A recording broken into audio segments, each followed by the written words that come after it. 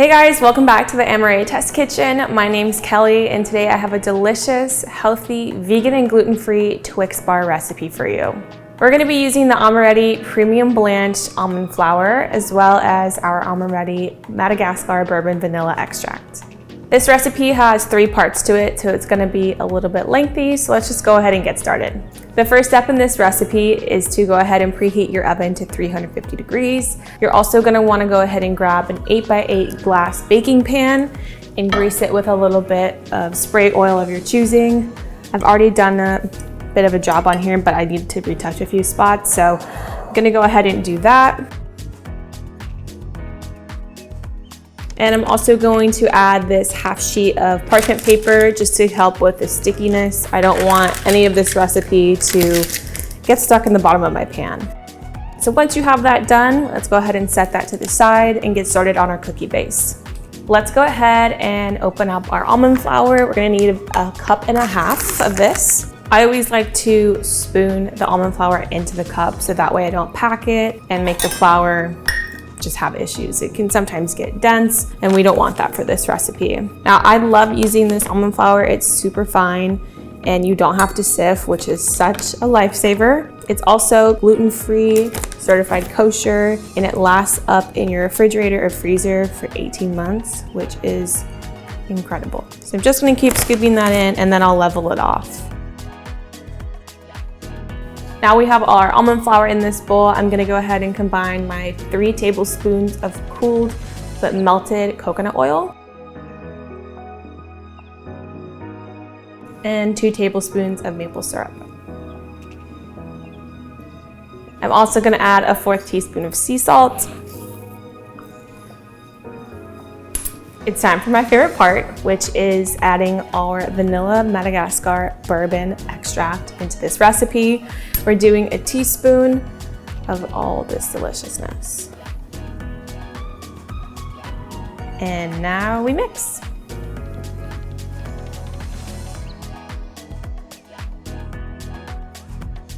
So the base of this dough is pretty sticky just because of the nature of the maple syrup. So don't worry too much about that. It doesn't need more flour, it doesn't need any of that stuff. We're just gonna go ahead and put it right into that greased pan and spread it out pretty evenly.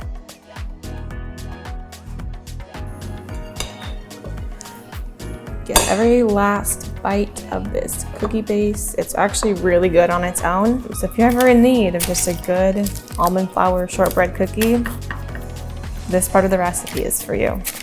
So I'm just gonna spread this out to fit the edges of the pan. It's gonna lift and do all these things until it's fully set. So don't worry too much about that. Okay, so now that this dough is all formed and in our pan, I'm just gonna pop it in the oven for about 10 minutes and then we will get started on our caramel filling. Instead of doing a traditional caramel like found in a Twix bar, I'm just gonna make something really simple out of peanut butter. So for this part of the recipe, you're gonna need peanut butter, coconut oil, maple syrup, some sea salt, and some vanilla extract. You'll want drippy peanut butter, not like a no stir, thick, kind of just peanut butter jelly sandwich consistency. And this is 2/3 cup of peanut butter. And I'm just gonna put this all over medium to high heat, just to get it kind of bubbling. Once we have all the ingredients in, this will be kind of like the thin caramel layer. And then we'll pop it in the freezer once our cookie is done. Now we're gonna add 1/4 cup of coconut oil. Now we'll add our 1/3 cup of maple syrup.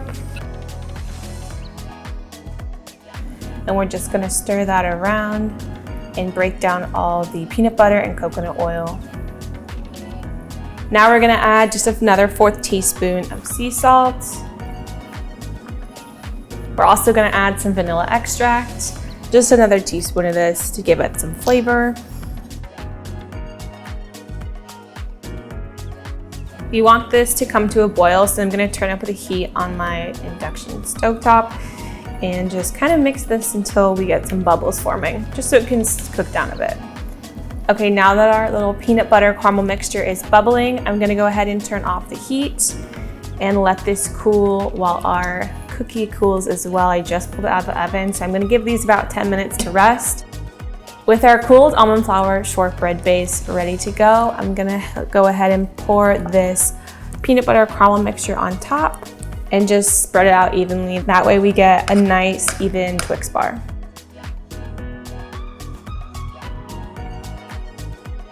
Now we just spread to all 4 edges of this pan. Now I'm gonna go stick this in the freezer for 30 minutes and we will come back and make our chocolate layer.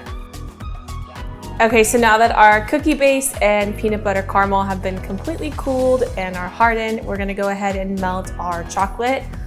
I'm gonna add a tablespoon of coconut oil just to kind of help speed up the process. So when we put it in the fridge, that way we don't have to wait too long to dive into this yummy recipe.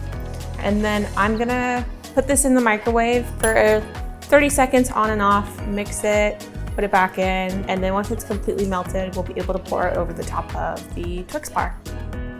All right, now that our chocolate is melted and it's at this nice sort of just runny consistency, I'm gonna go ahead and put this on top of our Twix bar, spread it, make sure it's all even, and then pop it back in the freezer for another 30 minutes. Just want to pour this evenly, that way I don't have to spread it out too much. Make sure I get every last bit of chocolate. We're not wasting a drop of this.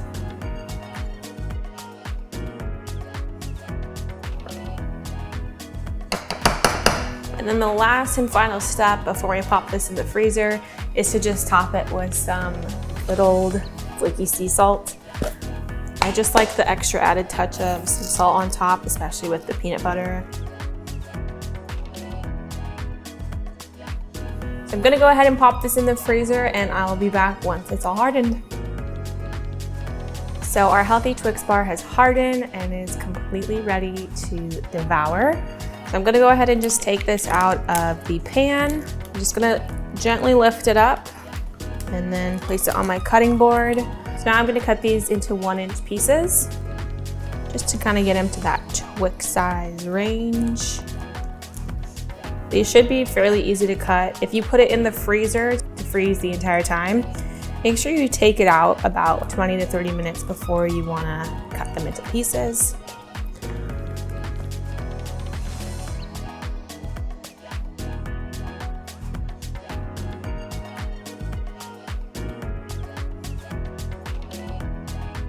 All right, and then I'm just gonna cut them once down the middle, just so they're long like a regular Twix. Okay, now for the ultimate taste test, I'm gonna give it a little try. That is really good. Definitely doesn't taste like a Twix, but you get the same elements, the saltiness of the peanut butter and the saltiness on top. It's really good. Thank you guys so much for watching. I hope you enjoyed this recipe. Make sure to like, comment, and subscribe. We're always posting new and delicious recipes like this. Be sure to follow us on all our social media platforms. You can find us at Amoretti on Instagram, Twitter, TikTok, Facebook, and Pinterest. See you next time.